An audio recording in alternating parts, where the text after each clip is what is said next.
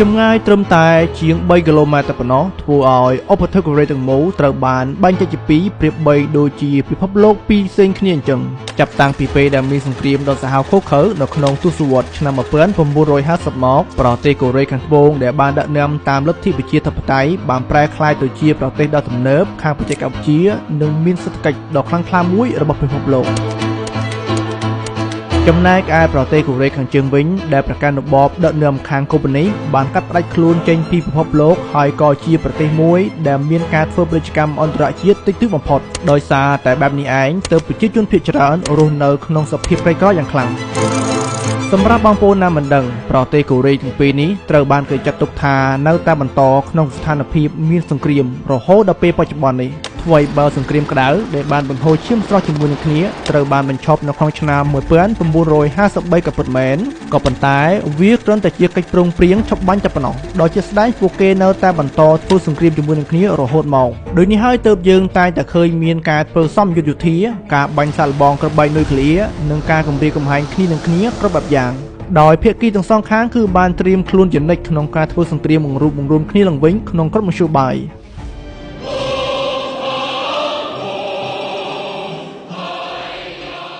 ចំពោះប្រទេសកូរ៉េខាងជើងដែលស្ថិតក្រោមការដឹកនាំដោយលោកគឹមចុងអ៊ុននេះវិញលោកតែងតែធ្វើការគំរាមកំហែងគេឯងអស់ជាច្រើនទសវត្សរ៍ណាស់មកហើយមកដល់ឥឡូវនេះគឺជាឆ្នាំទី13ដែលលោកកំពុងតែគ្រប់គ្រងប្រទេសកូរ៉េខាងជើងដោយប្រើអំណាចផ្ដាច់ការខ្លាំងបំផុតលោកគឹមចុងអ៊ុនបានព្យាយាមធ្វើទេសាកល្បងយ៉ាងខ្លាំងក្លាអំពីសមត្ថភាពនុយក្លេអ៊ែរនិងកម្មវិធីមីស៊ីលដែលបានបាញ់សាកល្បងរំលោភប្រទេសជប៉ុនយ៉ាងផ្កើនទៅនឹងច្បាប់អន្តរជាតិដែលនេះវាបានបញ្ជាក់ថាលោកគឹមចុងអ៊ុនគឺមានគោរពនិងមិនខ្លាចរអាននរណាទាំងអស់បន្ថែមពីនេះនៅដើមឆ្នាំ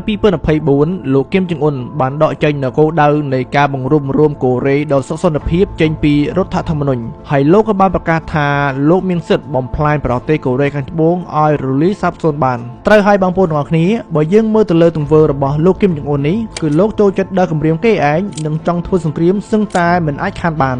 ដូច្នេះមានសំណួរមួយបានចោទសួរថាប្រសិនបើនៅថ្ងៃណាមួយលោកគឹមចុងអ៊ុនបានសម្រេចចិត្តបើកការវាយប្រហារទៅលើប្រទេសកូរ៉េខាងត្បូងបែបសង្គ្រាមក្តៅដ៏ធំនោះតើវានឹងមានលក្ខណៈបែបណាសាហាវបែបណា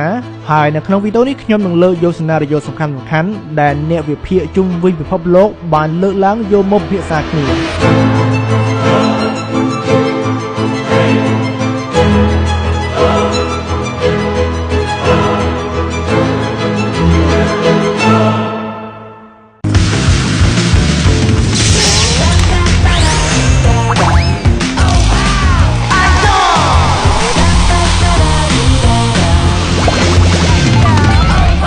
Choose who I want to be. Idol. I'm confident.